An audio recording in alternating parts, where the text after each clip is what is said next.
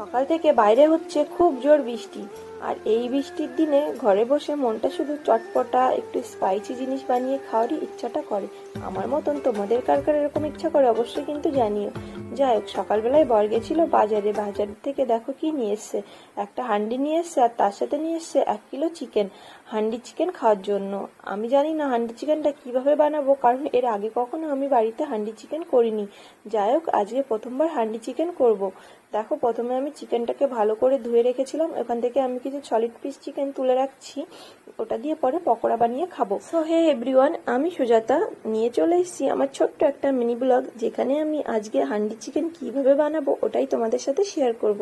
তো দেখো, প্রথমে আমি এখানে মিক্সিতে মশলা করে রেখেছিলাম, মশলাটা মাংসের মধ্যে দিয়ে দিলাম।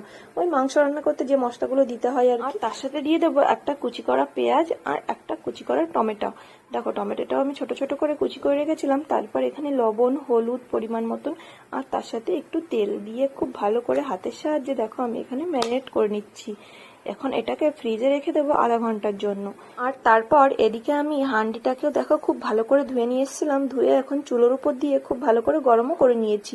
তারপর ওটার মধ্যে ওই মাংস রান্না করার সময় যেগুলো দেয় আর কি, একটু তেল দিয়ে দিয়েছি। তেলটা গরম হয়ে গেলে তেলের মধ্যে গোটা শুকনো লঙ্কা, গোটা জিরে, গোটা তেজপাতা দিয়ে আর একটু গরম মশলা দিয়েছি, গোটা গরম মশলা দিয়ে এখন এটার মধ্যে মাংস দিয়ে দিচ্ছি।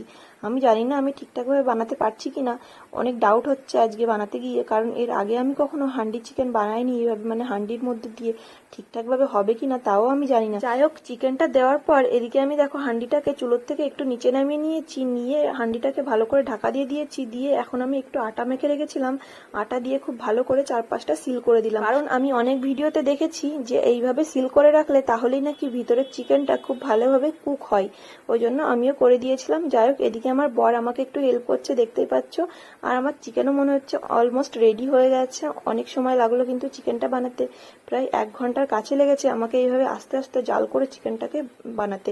তো চলো, ফাইনালি এবার আমরা এদিকে কিন্তু খাবার নিয়ে বসে পড়েছি। আর আগে কিন্তু বরমশাইকেই দিলাম, বললাম যে টেস্ট করে বলো কেমন হয়েছে।